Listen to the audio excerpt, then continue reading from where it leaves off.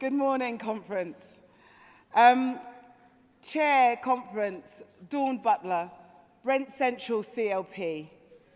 Speaking for the first time as a shadow minister and speaking for the last time as a shadow minister. See what I did there? See what I did there? I want to thank the Equalities team, Carolyn Harris, Naz Shah, Baroness Anita Gale, for the great work they do in women and equalities, holding the Tories to account. Rebuilding Britain for the many, not the few. We know this is our vision. But what will this look like under the next Labour government? Almost all of our equality laws have been made under previous Labour governments. This Conservative government continues to destroy hard-won equality rights that Labour and the trade unions have fought really hard for. Everywhere we look, your rights are being eroded or removed. For far too long, the Tory government has treated equality as an add-on, an afterthought. The Tories have had 7 different ministers, tagged on to 4 different departments, and a budget that's almost been halved. 2018 has been the year where the Tory government's institutionally racist policies have been exposed.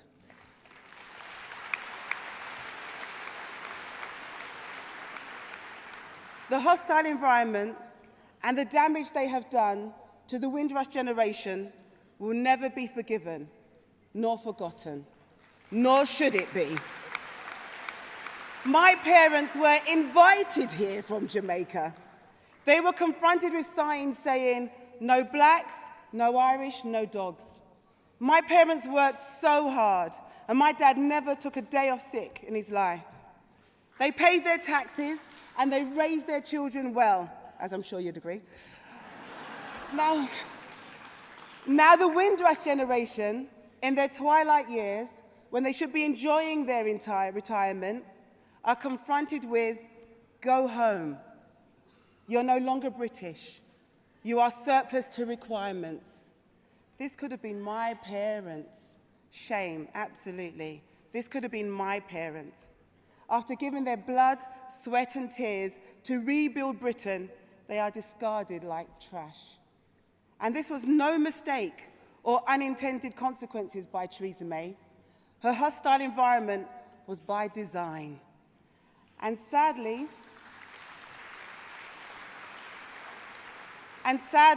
this hostile environment has not been reserved just for the Windrush generation. Under universal credit, women are set to lose £1,400 a year. And if you're a black woman, you lose even more. Older people have seen a reduction in services, with home visits lasting as little as 15 minutes. How many in this conference can wash, eat and get changed in just 15 minutes? And don't forget the 1950s women cheated out of their pensions.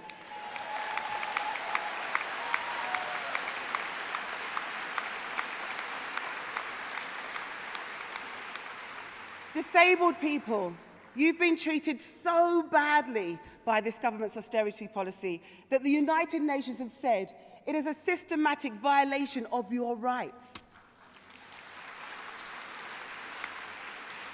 Black, Asian, minority ethnic people, the government's own race disparity audit has highlighted that its own policies have a detrimental effect on you, from justice system to education and employment, and yet they still refuse to rectify it. People of faith, since Brexit, we have seen hate crime increase by 29%. And the LGBTQI+ community, the last 12 months have seen hate crime increase 5-fold, with 45% of trans students attempting suicide.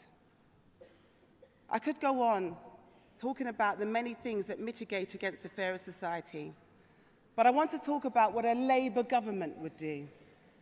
A Labour government will put equality centre stage. It will be the central thread across all of government. We will create a standalone Women and Equalities Department, which for the very first time will be headed by a Secretary of State.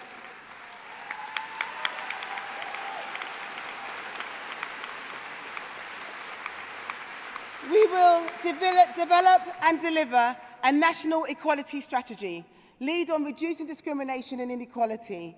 Equality, this is enforced through all machinery of government. Labour will deliver a fairer society for the many. We will equality-proof all legislation before, during and after implementation, ensuring that no individual group is unfairly discriminated against by our laws. This would prevent another Windrush scandal ever happening again.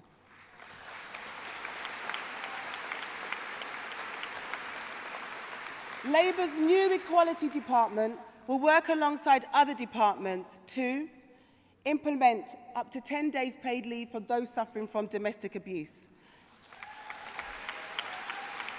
change the law so that people can bring forward cases on multiple grounds of discrimination, strengthen the Equality and Human Rights Commission, integrate the United Nations Convention on Rights for People with Disabilities,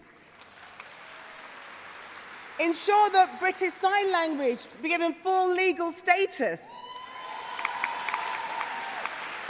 re-establish a Women's National Commission, launch the Emancipation Educational Trust, and supply free sanitary products in schools, colleges and homeless shelters to end period poverty. And conference. All of this will commence in our first term of office. And I know what you're thinking. I know what you're thinking. How will we find time to sleep? Who needs sleep when the next Labour government will be the most progressive, aspirational government in this country's history?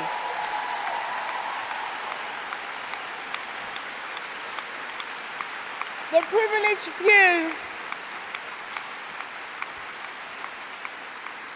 privileged few and the mainstream media try to tell us that it can't be done.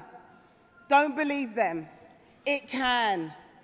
In reality, what is wrong with those at the very top getting a little less so that those at the bottom can get a little more? I wouldn't class that as radical, would you? A Labour government will rebuild Britain for the many, not the few. Conference. There are many people in our country who want to revolt against the cruel injustices of the Tories. But there are so many obstacles.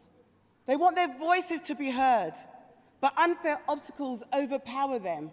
They want a better life, but at every turn, there's a different obstacle to overcome. Conference. I'm Labour because my parents told me how the Labour Party made them feel welcome when they came from Jamaica. Labour stands for fairness, equality, and justice. It is imperative that we are united and keep people like my parents and the many who desperately need a Labour government at the forefront of our minds, and the many who need us to overcome the obstacles the Tories have put in their way. This isn't just a question of spending money, it's a question of fairness. To build that fairer society, we must tackle all of those injustices. A fairer society should be judged on the basis that we measure success by the obstacles we overcome. Conference, the time to overcome is now. It is time that we overcome these obstacles if we are to fulfill our vision for the many, not the few. And conference, I believe we can overcome. Together, united, we shall overcome.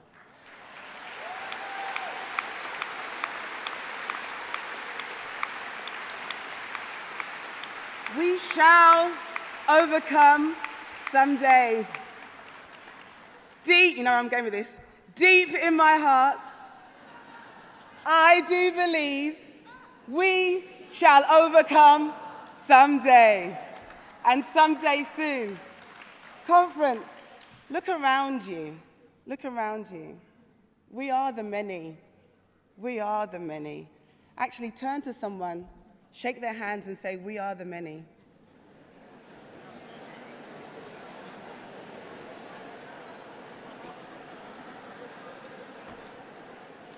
We are. We are the many. And there are many, many more. And they need Labour to make our country fairer, to level the playing field, to empower them, to break down the obstacles for them. Conference, let's be united and fight for a Labour government of the many and not the few. Thank you very much. Thank you.